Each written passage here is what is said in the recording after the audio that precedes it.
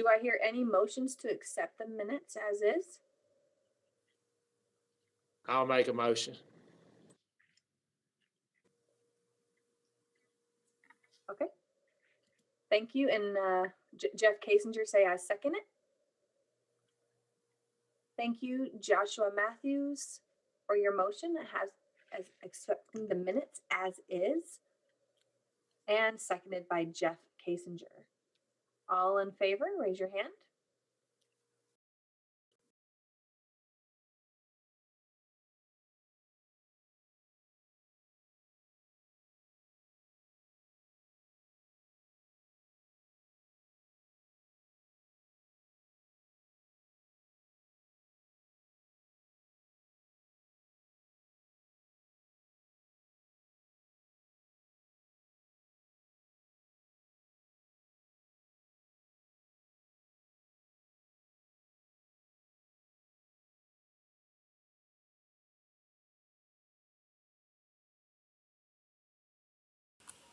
Try one more time.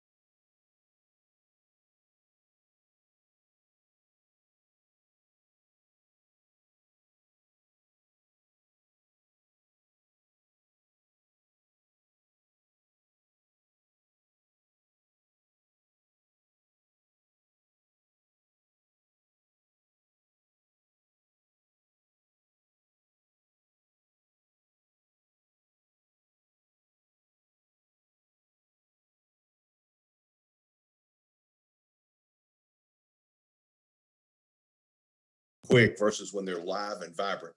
And so that's going to be our challenge, but we do have it in the 6-year plan now, and we'll be glad to talk about that a little more. So it has not been taken off the table. It's just a matter of, at what point would it ever get funded? And my guess is if it's ever a reality, at least at this point with what the campus needs, the 6-year plan is really 3 bienniums. The legislature does a 2-year budget every 2 years. So this would be in that period of time. But we can look at that in just a minute whenever Are you ready? we're ready to move that forward. Okay. It's All just right. a matter. Are you ready to, do you want to go over this before we hit that page T? Sure. Yeah, these are the numbers that you're seeing are the monies that the legislature allocated up until in the 7 years I've been there, each year, $675,000 was all that was allocated to Kentucky School for the Deaf and Kentucky School for the Blind. Sorry, Mr. T, could you repeat that number? I missed it. I'm sorry. Oh, it's okay. 675,000. And that was divided between both KSB and KSD, with the FFA camp getting 25,000 off the top. So that really meant 375,000 per campus. That was a very minimal amount of money to try to do the needs and repairs that both campuses needed. I want to just thank KD because they really went to bat for our campuses, trying to get additional funding. And in 2018, we got $6 million.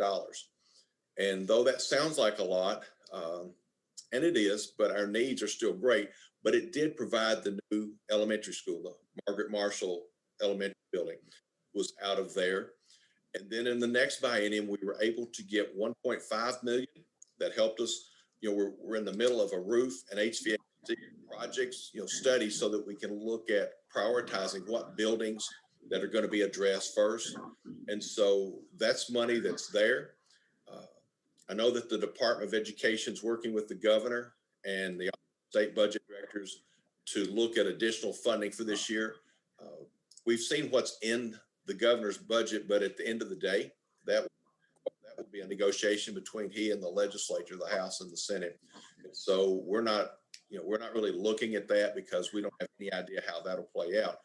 But we are moving ahead with the roof and HVAC improvements for the campuses so that we can look at what those needs are going to be. But Ms. Roby has flipped us over to the new 6-year planning, and look down through your projects. Now, this is just the total. And when you look at that $61.1 million, it sort of takes your breath. That's a lot of money. It would be spread out though over 3 bienniums, so roughly $20 million per biennium. And we know that's very optimistic and aggressive.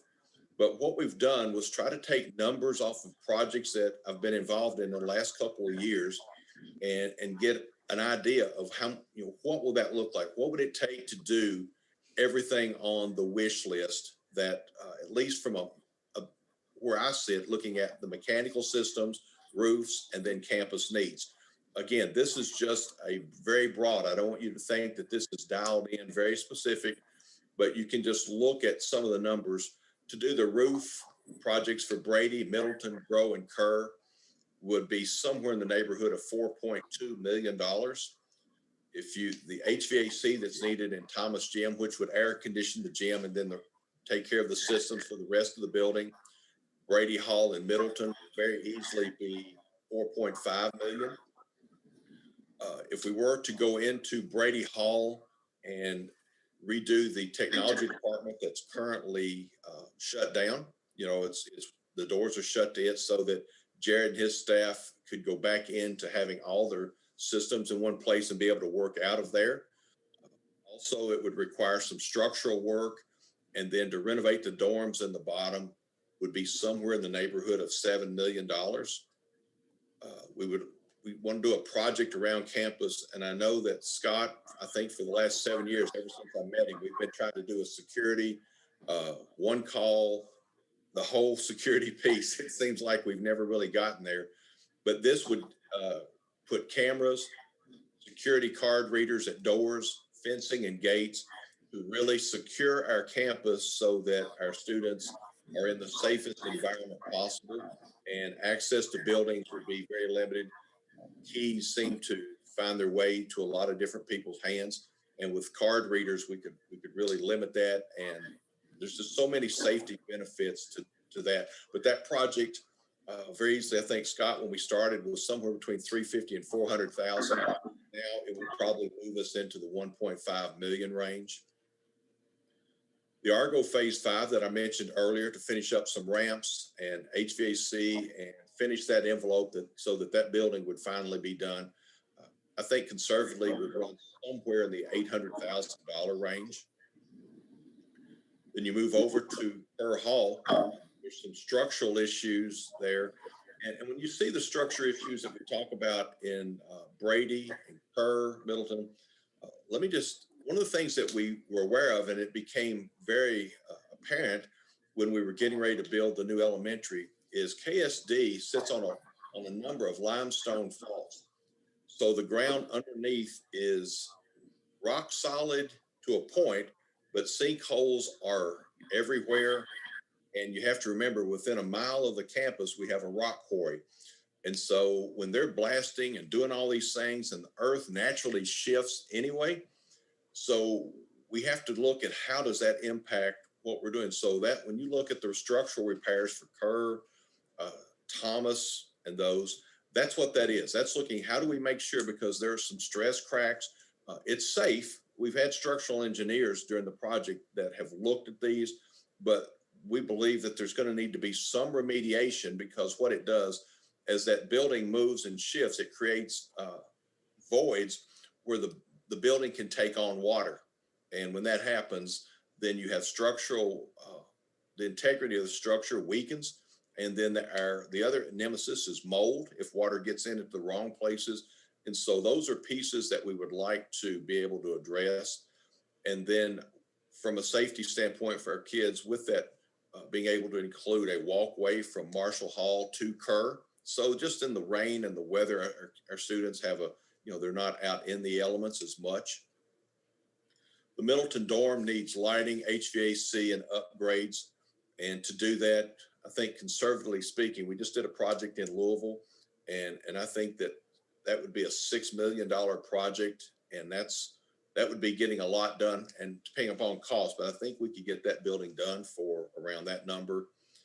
And then to finish Fosdick out, there's still some things that need to be done. That we've done some projects, and Rick's maintenance staff can get in there and they've got room. But if we could complete that building out, then that would give storage, that would give them a place to have all their product instead of having part of it in Brady Hall. They could let all their deliveries come to one place. And I think that would make it easier for them to monitor and to distribute them out to the campus. And then, Ms. P, here's your question. Lee Hall with auditorium. Here's where it shows up in there. To address the needs of that building, and then to take part of it down to create an auditorium area. We really believe that number is somewhere in the $15 million range. And so when we ask for $15 million, we're going to have to be able to justify all the needs. I think we can, just centered around an auditorium of performing arts and all that could go on there. But, we're going to have to sell it to a larger crowd. And so it's still in there, as a possibility. But that's a pretty stout number, for a project until we can show how that building would need to be used daily. And then finally, you'll notice that Beecham, Barbie, and Bruce, that's doing the same thing there that we would finish up with Fosdick, since it's already got some of the work done. But that would allow us to completely renovate those buildings as well in future use, if the campus saw that necessary. Again, this list is not in any kind of priority order. It's simply going through it and looking at the needs of the campus. And so in the first biennium, we would have to look at what we believe to be the most important and the most viable, and then bring the partners, not just with the advisory board, but then that brings the staff at the Department of Education on board. and really sit down and look at those buildings and from a campus standpoint, how you're going to use them. And then how do we justify asking for whatever that price tag is? Again, these numbers are based on projects that we've done in the last few years. And then obviously our best guess, because until you actually get into a project, there can be so many unknowns that you don't know. So we've tried to take that into effect in consideration based on projects we've done. But again, it's a ballpark figure over the next 3 biennium of 61 million, which would be 20 million per biennium. So that's how we've arrived at that. Yes.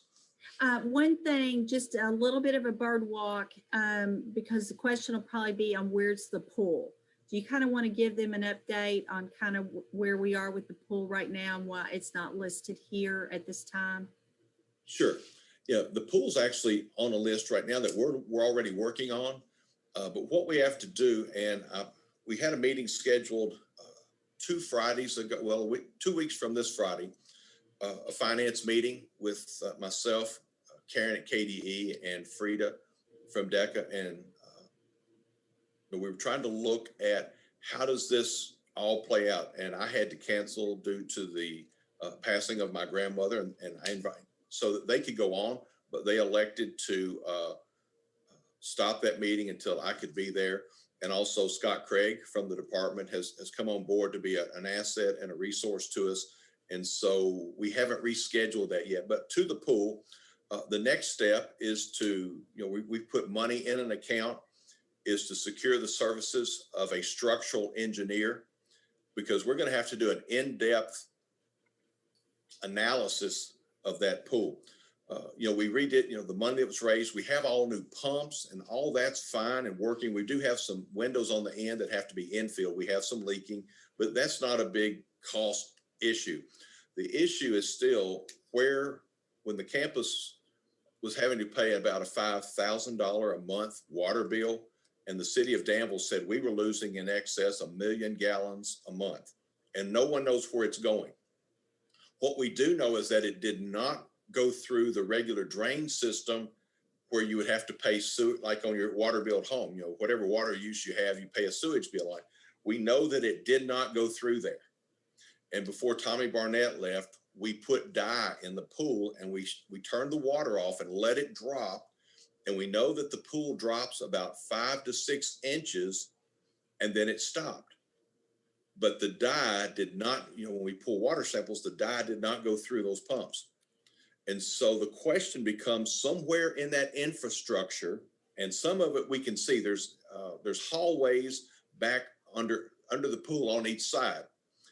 When you go in there, there is some deterioration due to the humidity and the chemicals, the chlorine and things there. It has softened some concrete, and that drops and it's cracked.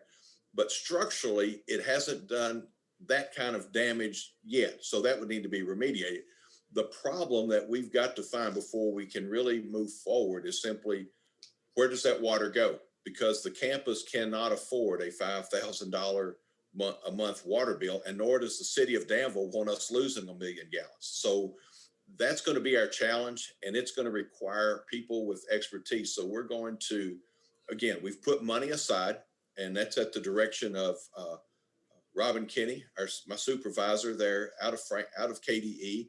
It's a priority. And to Dr. Glass, it's not falling off the radar. Just that, the interruption from our meeting a couple of weeks ago, but we have to have some concrete knowledge and information of what the needs of that pool are, because at that point, then we've got to determine what's the cost.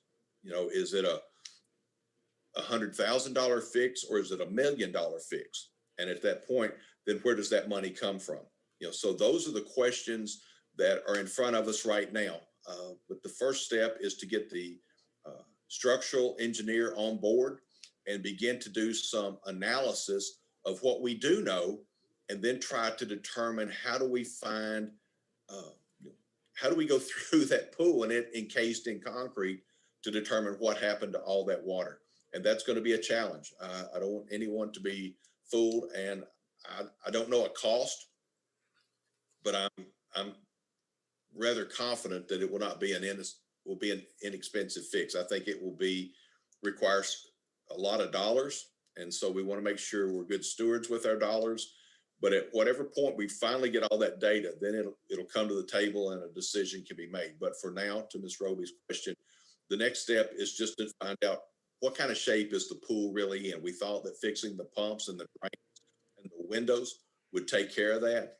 And as we got into it, there were some other things that have become issues. And I just would say that because it's much like Nancy Lee Hall.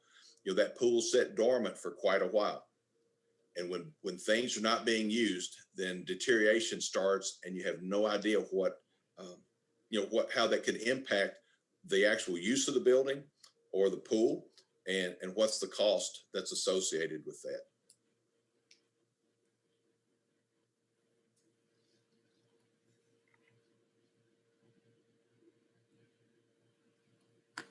So without questions, I'll turn it over to you.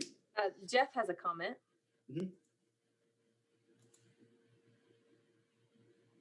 Thank you, Mr. T. Thank you for so much. It's been a long time since I've seen you, maybe a few years. So it's good to see you again. Thank you for all your hard work. Appreciate your in-depth analysis of our campus. And I know these projects aren't easy. And I think I've told you before, I've been involved with engineering in the past and know that it can get difficult and complicated. So I know there's also a lot of money involved and that can get tricky. And so, that 61 million, 65 million, I know that it can be difficult, but I appreciate your work in negotiating with the legislators and convincing them how important our campus is. I know those legislators, they have a lot of money to give and not a lot of time. And so I appreciate that and working with them on our budget. One thing that was a little bit concerning to me was the rock quarry that you mentioned that I wasn't familiar with before. And that's really startled me about spending millions of dollars on these projects on campus and then having the rock quarry. And I'm not exactly sure how close that is to campus. But if they're going to continue their work, does that mean that we'll never have an ending to the work that needs to be done on campus? And so I wonder about the city and the state, they're owning this property. So I'm wondering if that can be addressed with the rock quarry, if there's anything to be done in that regard. Just thinking futuristically about maybe even growing campus. I just hate to see us invest all this time and money and then continue to have issues and we know what the source is. So the second thing is Lee Hall. I know we've been talking about Lee Hall for a long time and our deaf community really cherishes and has a big heart for that building. And we've had big dreams of an auditorium. And just like any other school has an ability to have an auditorium, it feels like KSD at times is the only one that doesn't. And so I know that the blind school has one. And so it would just be really wonderful to have something like that here. I know that there are counties close by to KSD that also have gotten auditoriums, and it's nice to see that in the plan for continual discussion. I hope that you will be relentless in that with the legislature and convincing them how important it is and an asset to our campus, and there will be much use out of it. I know we've been putting off I don't know if you want to even say neglecting facilities. And so I know that there's things that have to be neglected because we're prioritizing things, but then that incurs its own costs. And so with Lee Hall deteriorating as quickly as it is, and the cost and expense to remodel it can maybe be a little bit more than that building might be worth. I wonder if you have two sides, people that are wanting to go ahead and tear it down and others that are wanting to continue to invest that money into it. And so I would urge you to question the community about what they'd like to do with that building, because there might be two sides to that. I mean, although it would be wonderful to have something for the kids, be beneficial to our campus and community, the hearing community as well, not just KSD, just as they've used our pool in the past. I know that there was also a mention of the impact of the rock quarry and how mold and water can settle. And so I hope that you'll continue to work on that and try to alleviate some of those issues. Um, in regards to the pool, maybe if we had to, I don't know if it's been considered about making a second gym. If we had to, as a last resort, if it was unable to be fixed, that maybe solar panels, things like that. There's a lot more technology now. It might be a cheaper route, maybe a better route compared to some renovations. I don't want us only focus on renovations because at times we can't fix a problem always. But anyway, just some thoughts, and I just want to thank you, Mr. T, again for sharing those updates. Thank you. Let me just say one word because you mentioned a lot of different things. My role, and I do try to advocate for both campuses, but those decisions really rise above where I am. I get a chance to speak, and I'll always speak in as open and honest as I can about what I think needs are, and for our kids. And so we do that, and we're very fortunate that I can say that above me, Robin Kinney and Scott Craig, those that work at the department, you have great allies on your side, but but sometimes the decisions are really tough, and so it requires doing those type things. And so, excuse me for that home phone, but we're all after the same thing, and the key to this whole moving forward is money and working with legislatures. To them, this is not, this wouldn't be a lot of money. To us, it's a tremendous amount of money. And so I would just say that, we'll continue to work forward.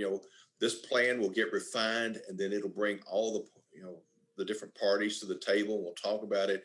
And then the department will be able to move it forward through their legislative branch and communicate that to the governor's people, maybe, and to the legislatures. I know that we have people on staff at the department that do that, and they too will be great advocates for our programming. And so, we just try to give them the best numbers we can and show them our needs. And then hopefully we can get those people to, really help support the programming that we think is so needy for the students that you all are working for every day. And we appreciate the advisory board and their willingness to come to the table and try to help us give other opinions so that we can do the best we can for the dollars that are there. But I appreciate that.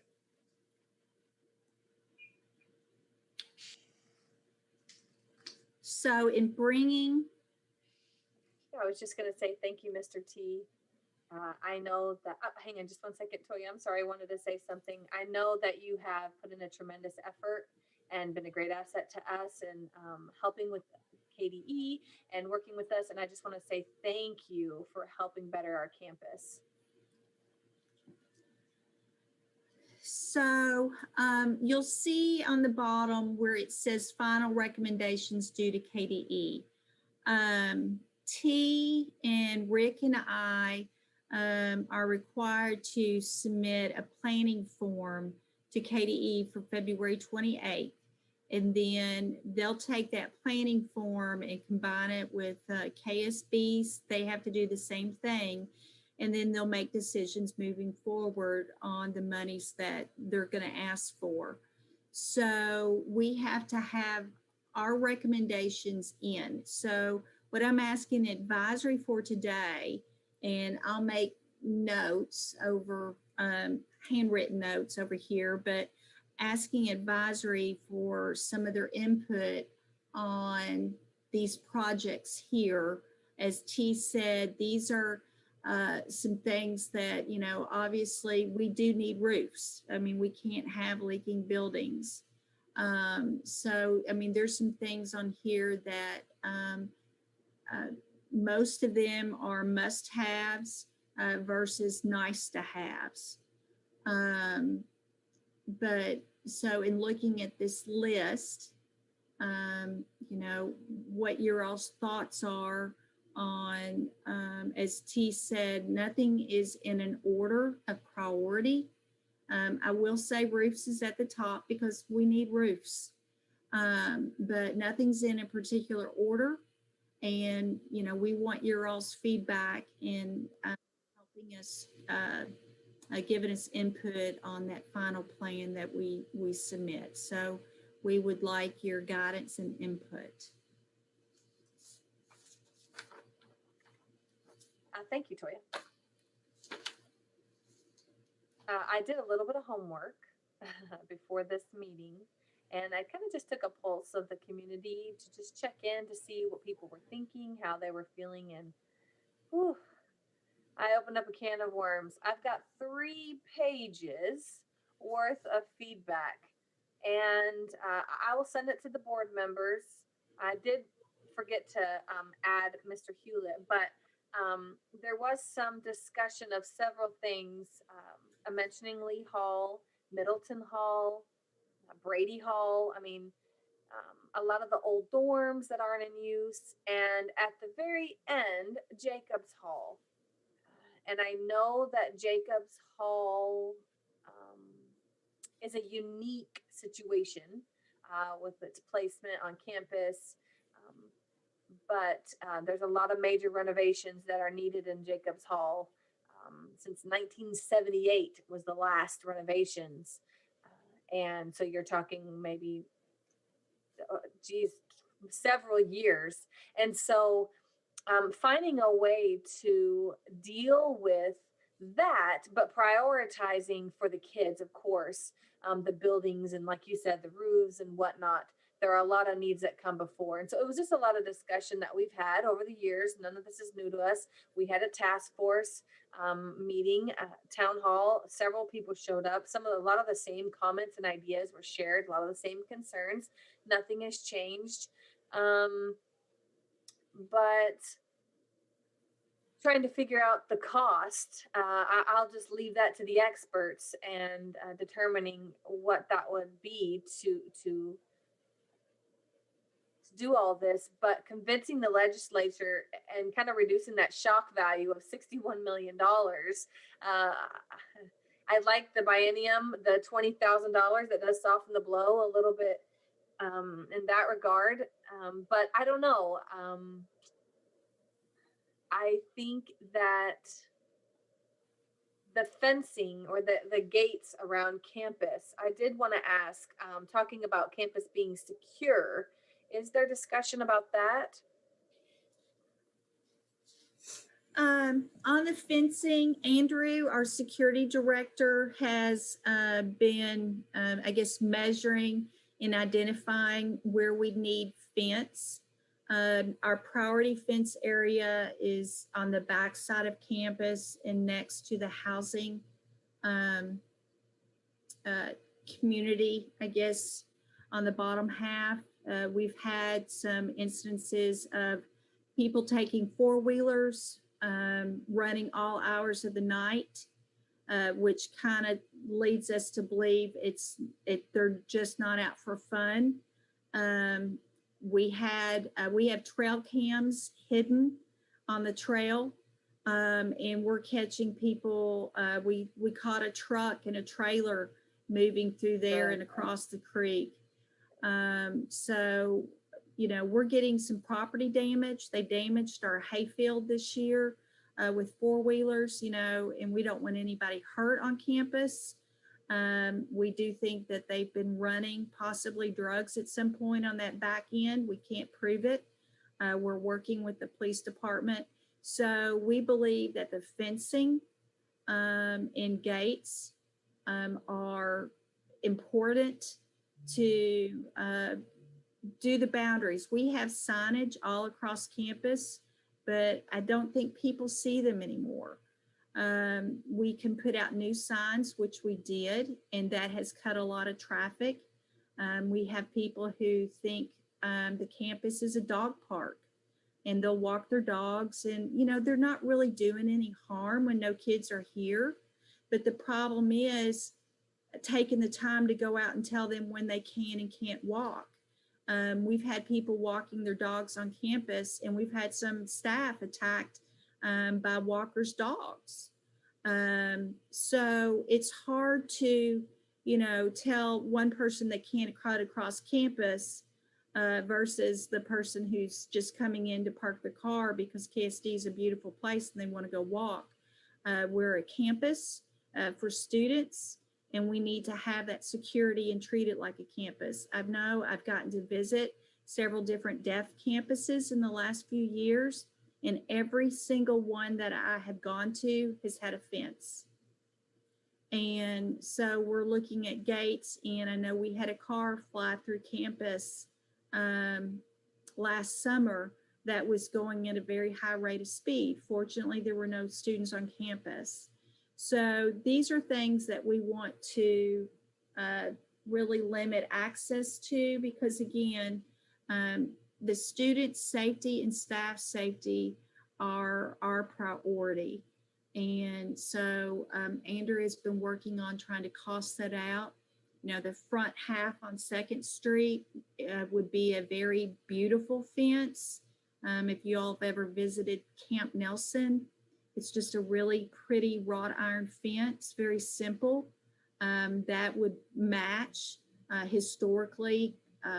It wouldn't be as ornate, but it would still be honor what is there across the street at Jacobs. But on the back side would be all business. It'd be a tall fence, and it would be something that we don't want people climbing. So backside, not pretty. It'd be all function. On the front side, it would be, something that's complementary to the campus. We don't want it to look like a prison. We want it to be beautiful, but we want our campus secure. We're also looking at security cameras that would be inside our classrooms and outside our buildings. And the security readers, as T said, somebody leaves, they leave with a key. You ask them to bring the keys back. I even ask, can we hold their check until we get their keys back? And we can't. But we have to go in and change locks, and it's very time consuming. And trying to keep up with keys. So Andrew's done a really good job of doing an audit of our keys, but we can't control for that staff who is left that has not returned their keys. So we would like security readers in all of our buildings.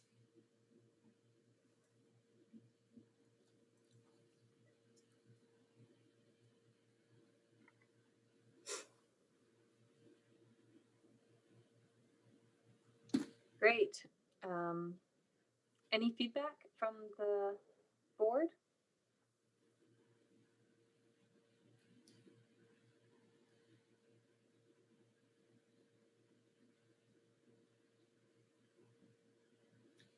So if you all had to prioritize, are there any things on this list that you all want to see in this biennium?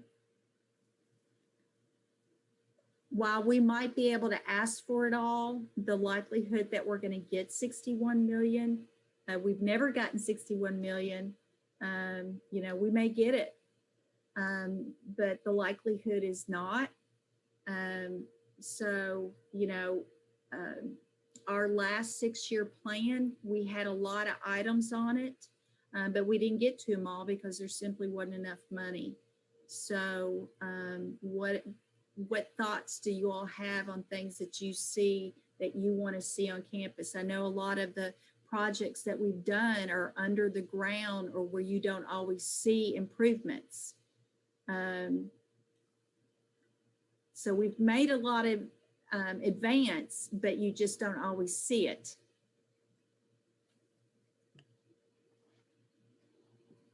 Scott? Yeah, thank you.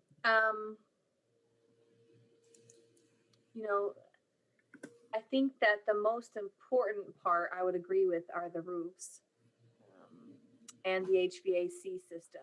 I do think that we have to prioritize those two things to preserve the buildings and the health of our students in regards to potential mold.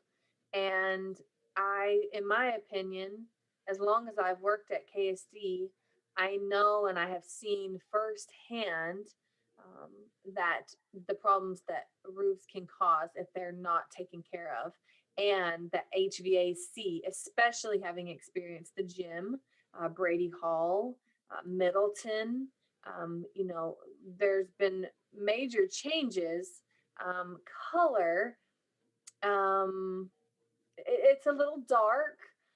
You know, I think it needs to be boosted, like Marshall Hall. You know, some life breathed into it. But um, I think that security would also be at the top of my list. The fencing, gates, the security check-in systems, cameras. I think that we have to move those to the top of the list. So roofs and security would be my top two, along with HVAC. Um, the old dorms, you know, I know that we had ideas of using them for visiting teams when we hosted tournaments and different events. That would be another opportunity for them to stay. Parents for things like our family learning vacation during the summer to house them. I know that that was the intention of renovating those buildings. With Lee Hall, you know, it would be perfect for community ASL classes in the future, VR offices to be housed there, you know, any other offices, and even a backup building in the event that one of our main buildings were not able to be occupied and had to be closed for renovations for issues of mold. That has happened before, where we've had problems logistically of where we were going to put people. So having Lee Hall as a backup seems like a wise plan, to utilize that building. And it could be like a multi-purpose building. We could think of numerous ideas on what to use that building for, as I've mentioned. Um, uh, you know, I know that there's been thoughts of the auditorium, which would be idyllic, but that I think would have to be lower on our list, when it comes to comparison of roofs and HVAC, and even renovating Lee Hall and those old dorms. I think that we can be more specific about things that we want, but we have to focus on the things that we need first. And I hate to say, adding Jacobs Hall to the bottom of our list, but it really isn't meeting the kids' needs, in a way other than historical value. And then, of course, us getting ready to celebrate the 200th anniversary, it's become, you know, closer and in view. But I wish that there was a way to find a grant or whatnot to help us kind of break away that monies that could be spent on Jacobs Hall instead of this budget.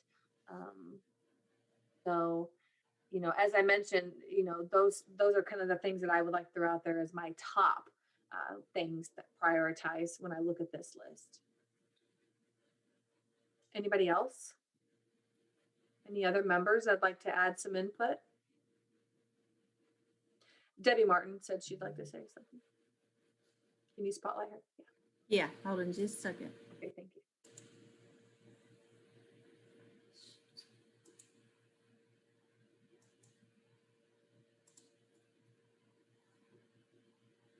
I would love to see them repair Lee Hall, just because when we've seen Lee Hall or Walker Hall recently being torn down, lots of people on Facebook have been asking because they don't know what's happening at KSD. There's been comments of, oh, KSD is closing. How horrible. KSD is dying. And, you know, I really would love to see people's spirits lifted by seeing Lee Hall renovated, so that people can see KSD is very much alive and that we're not going anywhere, that we're still here, that we're not finished. We have more to do. And so that's just a personal reason why I would like to see that happen. It's so sad to see Walker Hall gone, but in predicting people who don't know our school and aren't as involved, they potentially could be thinking that we're closing or that something awful has happened, since that, you know, building, which has been a prominent figure for our campus, is gone. And so I'd like to see Lee Hall lit up again, for services. So thank you, Scott Hahn, saying, Yes, you're right, Debbie. I have had comments like that as well about KSD closing. More often than not, they mentioned Lee Hall looking dead, Walker Hall being empty and now gone. And, it puts us in a hard place, and it gives this image that we aren't existence anymore. And uh, with optics, it's all about what you see, right? When people are driving by and walking by, that is their perception. That is what they see, are those front buildings. And so the community and people who are visiting, that's the idea that they get of KSD and our students, our Lee Hall and Walker. And so, yes, I agree that it would be great to promote KSD, to give a big hello, a big welcome, when seeing those buildings. I wish that was something that we could focus on primarily. Nancy's commenting. I don't know if she's spotlighted. Hold on. Okay, thank you. I messed it up. Hold on just a second. Nope, I think they're good. I just wanted to say that I agree with Scott and Debbie, their comments. Lee Hall, that huge front lawn. I can remember years ago, I can't remember what it was. I think it was the agricultural class. They used that front lawn for an event that they had where there were booths and corn mazes and lots of different things. It was a very nice area to use that in the summer, or early fall. And at the same time, right across, let's see, right across the road where I think there were Amish that were setting up booths at that same time, uh, during a citywide event. It was an extension of the citywide event where they could see that KSD was here, that the residential school was in existence, and they drew a lot of people from that citywide event by extending on into Lee Hall. And a lot of visitors came and were able to see it for the first time. I wish that was something that they could do annually. Just an idea of getting more people aware of what's going on. Jeff would like to say something.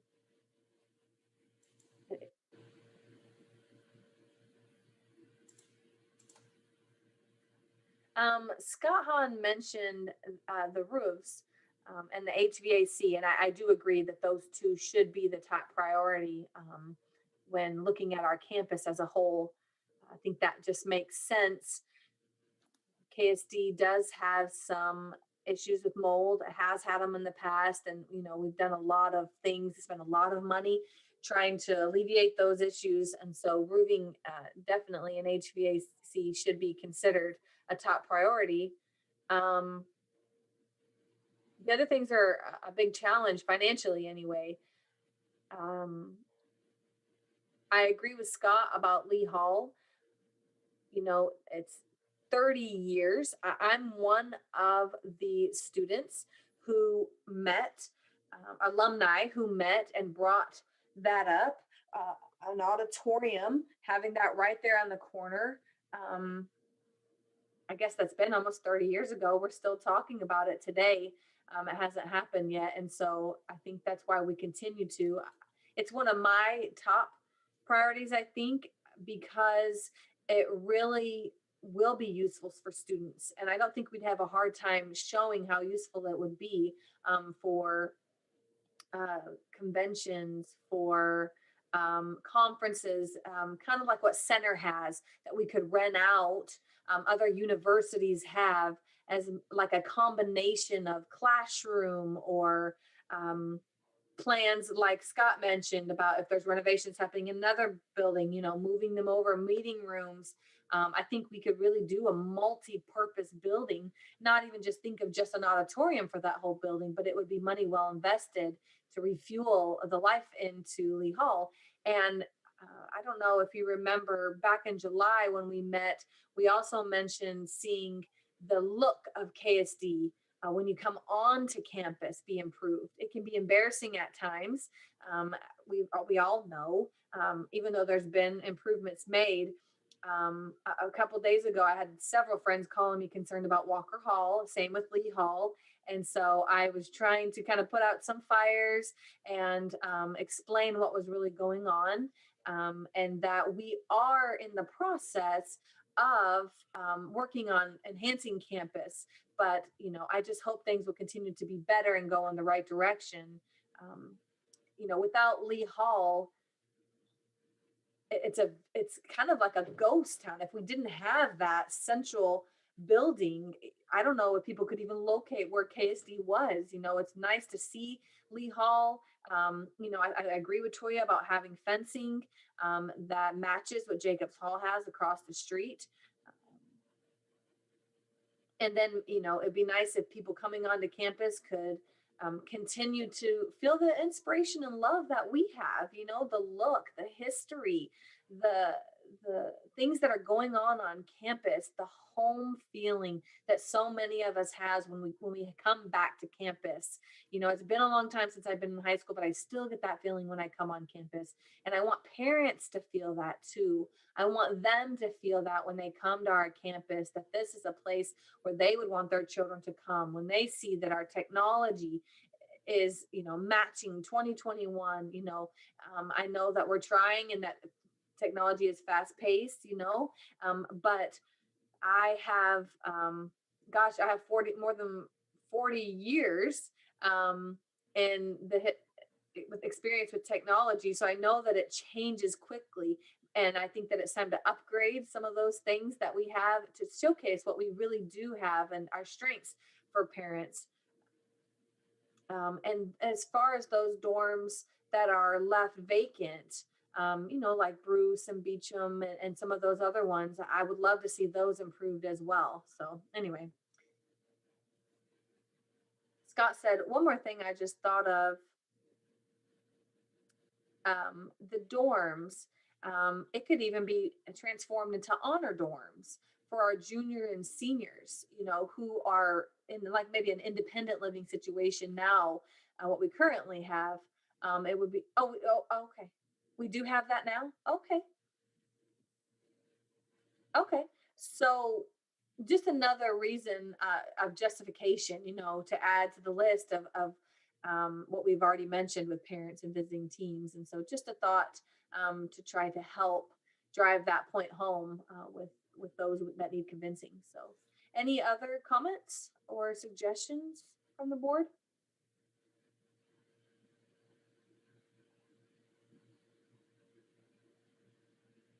Bridget or Joshua, I mean, I know that may not be as familiar with campus, but do you have any comments or input?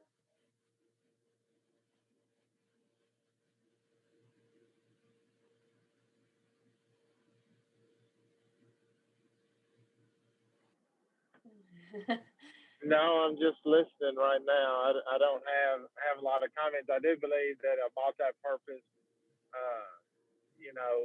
I think there would be a lot of use in the auditorium, I tend to agree with what has been said. Although I haven't been to campus and don't know and not familiar with it as much, I do agree that an auditorium where you can bring the community together. That's such a key, is just being able to bring the community together is really important, and having that centralized location to be able to do that is huge. Yeah, I agree. Thank you. That we have to remind ourselves to invite the board members, especially the new ones, for a tour of campus when time allows, so that you have an idea and a feel for some of our discussion of our beautiful campus. And so I was saying, I have invited the board members to campus, and so we'll work on that on the date. I can say that with my experience of coming to campus, that I feel it is a beautiful campus. It is evident that there is history And being someone who appreciates history, it's important to not forget history and learn from that. And especially during this time that we are dealing with as far as challenge. So the campus is lovely. I think the conscious effort to try to maintain its structures and facilities, as well as the safety of our youth that's present, it's vital. And hopefully soon we will be able to all be back together in a healthy and safe environment.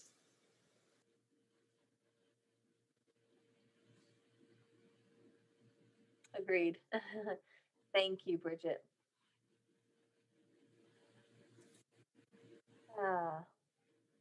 Anybody else? Okay, great. Moving on. Thank you, Miss Roby. You did a great job in preparing that presentation for us to explain what's been going on and then giving us the time to study it beforehand so that we could give ample feedback. Thank you for that.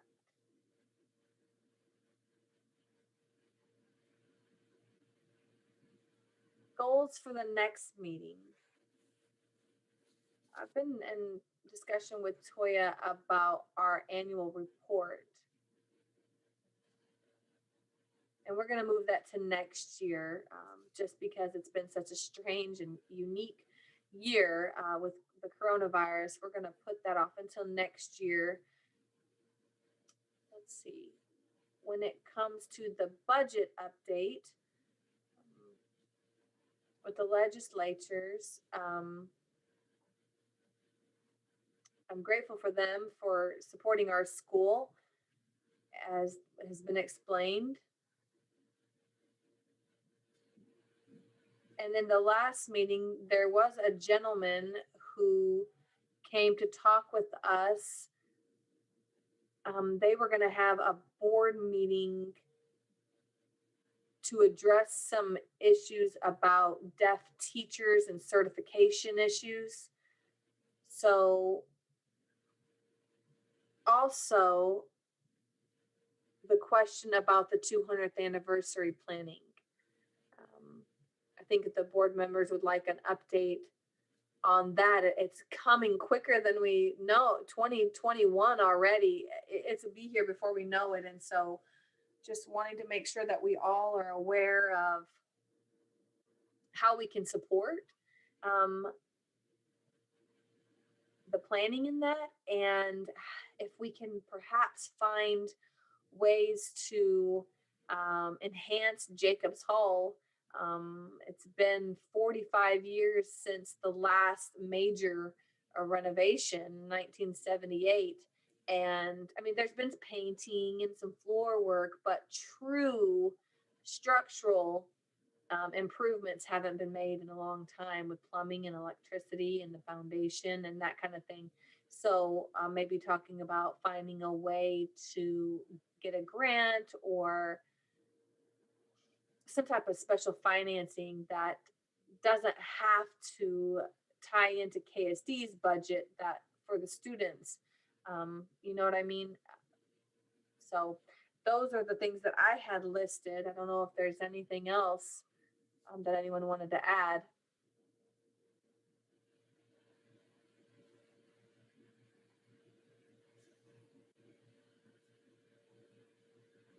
As far as public comments, I do have one, but it's 3 pages long.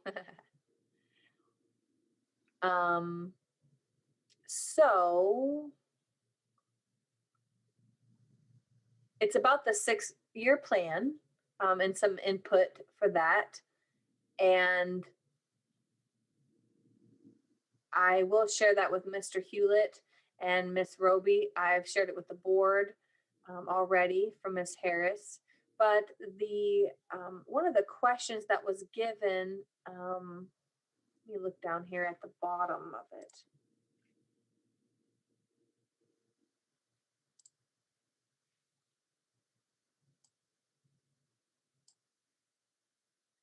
about the teams using the soccer fields on campus and if they're being charged rent or any type of anything tied to that. Do you have any information about what's going on with that? We, that field is leased to Danville, and we do have some small revenue on that property. The soccer field and the cross-country track, that is behind Middleton.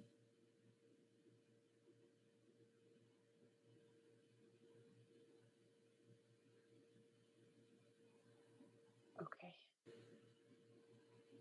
The next question that was posed was by Barbie Harris. And let me see.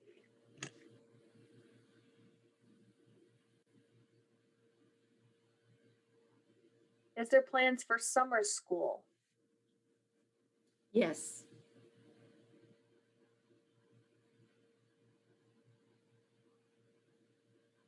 She had a list of suggestions on how to run summer school if you are in need of ideas, such as a 1 week community camp, like chemistry camp, math camp, NASA camp,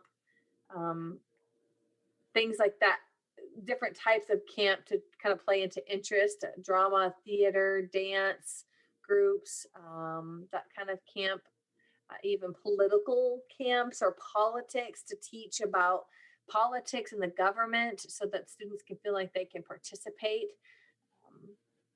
Maybe the civics of it, what is legislature, what does the president do, their roles, just kind of an educational opportunity. I think that's a good one. I like that one personally.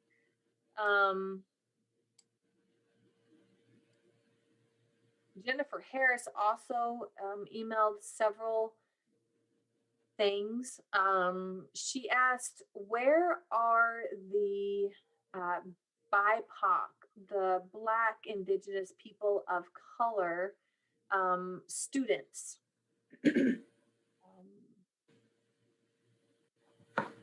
We have students of color on campus.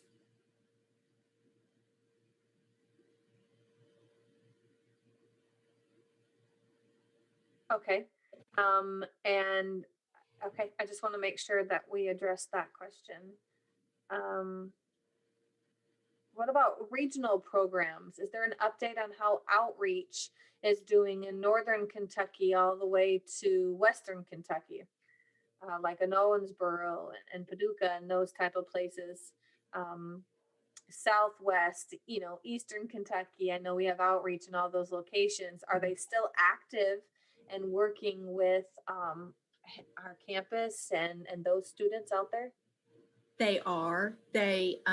We have metrics that Tony shares with me at least once a month on the number of consults that are taking place within districts as well as with families. We have some students who have come to campus this year because we have been virtual. They've utilized KSD. I guess the thinking is if I'm going to be virtual, I'd rather be virtual at KSD. So we've had some students that have attended us partial day that are still in their home district as well as attending classes at KSD.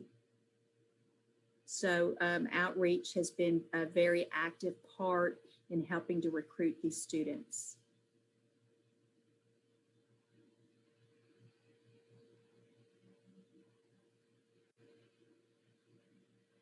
Okay, thank you. The next question was enrollment. Is that increasing? Enrollment has gone up. Enrollment has gone up this year, but as I said earlier, we had 12 to graduate last year, and that's a big hit. So you kind of have to recoup what you lose to the graduating class and on top of what you've lost and try to recruit on top of that. So we have almost gotten back those 12. So our numbers have gone up significantly this year, but it's put us back to where we were last year before those graduated.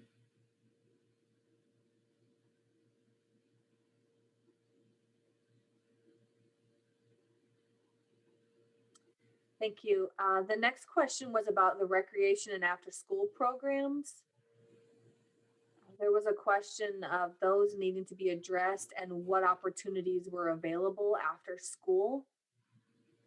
We have our kids participated. Of course, this year it's been a moot point. But prior to that, our kids were involved in the city basketball program. Those students in the dorms, we had activities for them.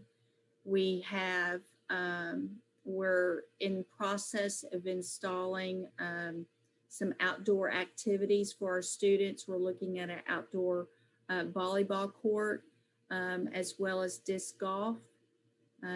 We have freshened up our basketball courts. We've got outdoor chess that we have purchased for the kids. They actually dragged it into the auditorium, but we've been looking at that as well as our playground that our kids have not been able to do. As for other extracurricular activities, we're kind of limited on that. We've been working with a local minister who has sought us out to engage our kids with on some Wednesday night services. So again, this year it's all a moot point because we've not been able to do that.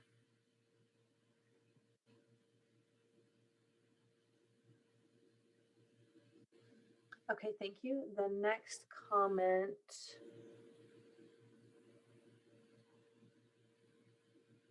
was a question of the statistics of students who graduated from KSD and the location of their current jobs or college that they're attending. Do we have any data about that sort of thing to share? That is something that I've asked for to try to get into place. We have what's called yo-yo 1 year out that we're required to do. You know, what are the students doing 1 year after graduation? I would like us to follow our students further out. We know at a national level that only 42% of individuals who are deaf are actively employed in those numbers. We've got to do better than that. We can't control national statistics, but we can support and but we can support our graduates here and follow what and where they are, you know, what they're doing. We have some active placements with our students who are in our CTE program, working with Center. This year, where the students have been home, they've been placed out in jobs in their local community, and our CTE staff is working with them. So that is some data points, Scott, that I want in tracking those kids.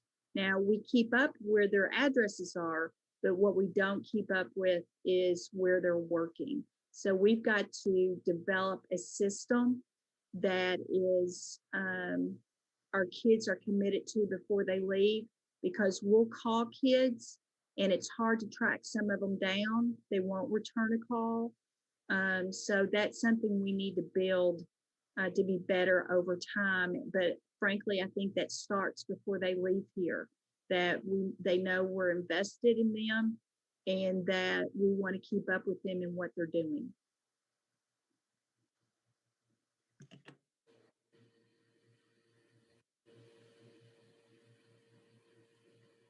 Thank you. I know we often wonder about our outreach department being able to visit and have one-on-one meetings with our graduates to ask them maybe a list of questions to kind of help us gain a better picture of where they're going, maybe instead of a phone call, as is with deaf culture, maybe that in-person follow-up about the transition that they've made from graduation, might be a better approach. Just a thought. Okay, and the next comment. Our CTE classes have historically been only for high school. We have added exploratory classes this year for our middle school students. to rotate through our CTE courses to help expose them earlier to job possibilities, so that we're essentially recruiting that CTE program early, so that they're seeing advanced manufacturing, they're seeing culinary, and they're seeing ag, which we know there's more beyond that, but we want them to see those possibilities and what those offerings could be within those classes.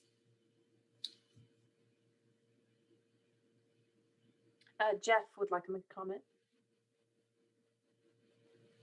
I'm not sure if this is a possibility or not, but thinking about VR, having that data, it might be worth partnering with them under the KSD umbrella and working with them to get that information. I know that I've worked with VR in the past, and that is something that's not unique to them. So it's worth looking into.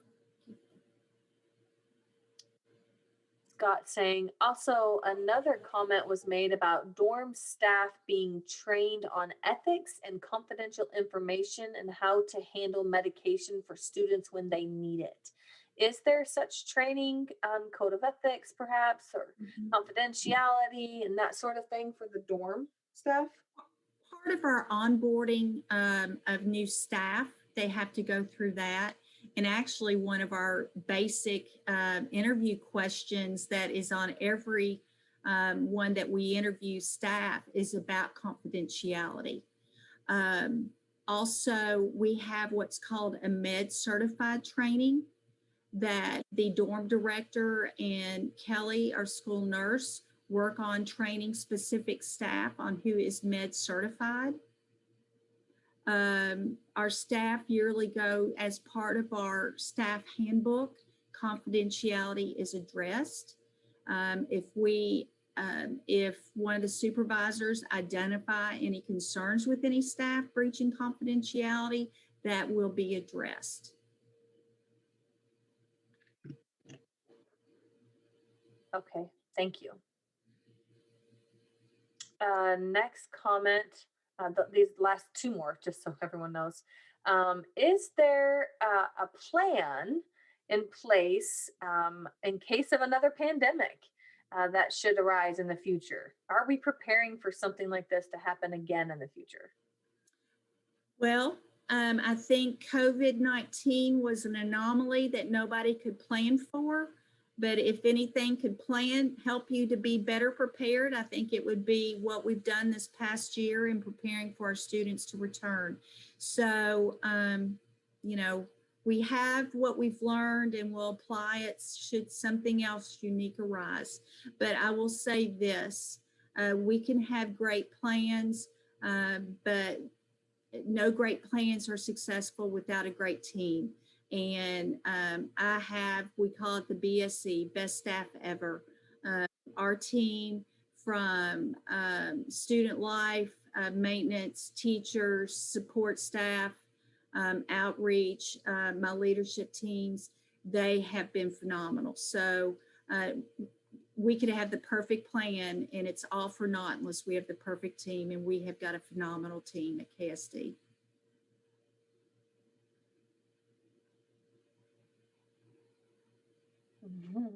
Great. And then the last public comment was requesting an update on what happened to the original task force recommendations. I don't know about original task force. Was I here for that? I think that. No. Okay. So Jeff knows. I'll let Jeff mention it.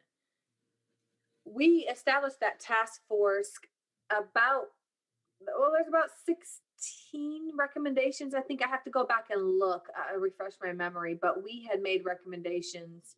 And after that, nothing was followed through. And so I think that's probably why that was brought up, because we were just curious on what was going on with it. We had 16 specific recommendations, like signing on campus at all times. There's several more that were included in that, but that's just to give you an idea. And so as there's still weaknesses and concerns, I think it's still a good idea to go back and review those 16 recommendations because they're still applicable. And so I believe Scott said he had a copy. I've been through it. I've got a copy of that, those recommendations I can share. We've had them even back when Dr. Corson was here. Jeff said, yeah, my wife, she was the chairperson, so she has all that information. So I'll kind of nudge her and see if I can't get that to share and make sure that you're aware of them. And then maybe that can be addressed at the next meeting. Scott said, okay, I think that is it for public comment. Like I said, there were 3 pages of input given on the 6-year plan. So I'll send that out to everyone instead of going over it and include Mr. Hewlett on that. Let me make sure that there wasn't anything else that needed to be addressed. Before Christmas, I did get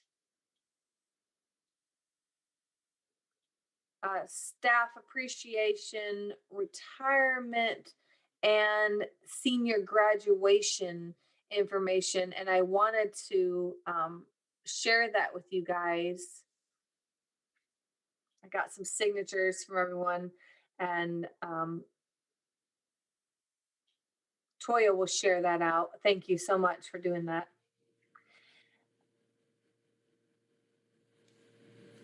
The next advisory board date, May is the month. Do we want to go ahead and decide on a day while we're all here?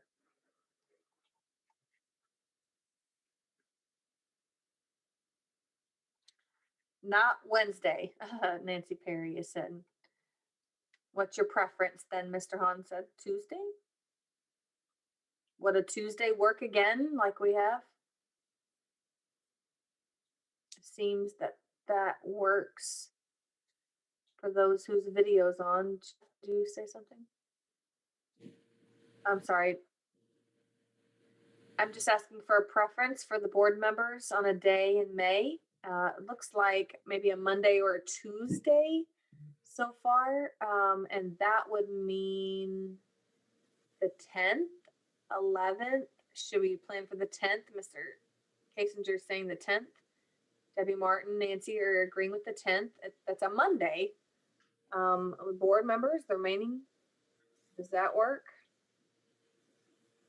Joshua, Bridget, I want to make sure that you feel included and have some input on the next date.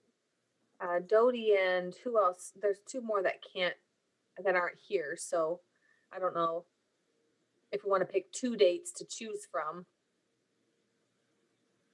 Sure. Scott saying, how about May 10th or 11th? That would be that Monday or Tuesday, the 2nd week in May, and a time. We have the same time, 3 o'clock. That works for me. That's Bridget. Okay. Okay, thank you. Miss Roby, is that okay with you? Do those 2 dates, either of them work one better than the other?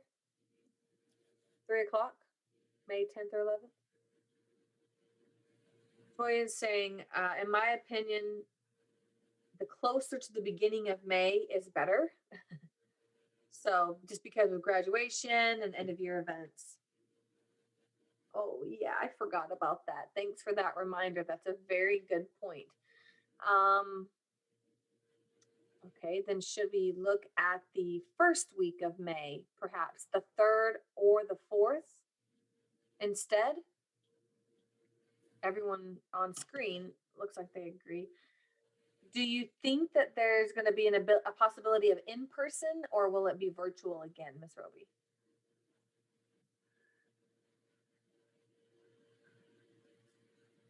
And she's saying no decision has been made yet. However, we'll have to feedback from last year, parents and students was wonderful. You know, they loved it being virtual. So, and there's more opportunity for people to be able to see and access the virtual meetings, I guess. So, outside. I'm sorry, outside. Moms and dads. You're talking about graduation outside. Yeah, graduation outside. Oh, we are talking about Outside. I'm sorry. Gotcha. Okay. Oh, I see. I see. I see. Okay. Good. Okay. So when is graduation? What is the date? February 28th is our last day. We have, February? yeah. 28th of May is our last day. That more than likely will be our graduation, but nothing set in stone should something weird happen. So hopefully it's the 28th. Okay. So then let's plan on having a meeting either May 3rd or 4th at 3:00. And we can decide later. Do we have a motion to adjourn the meeting? Nancy is saying, I'd like to make a motion to adjourn the meeting. Do I have anyone second that?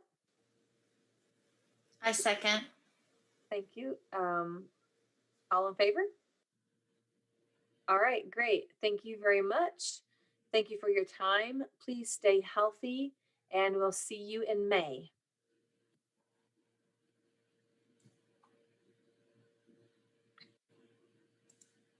Ooh, Harper.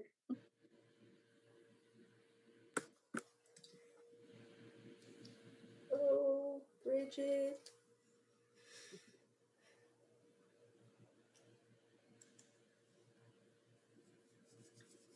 Going, gone.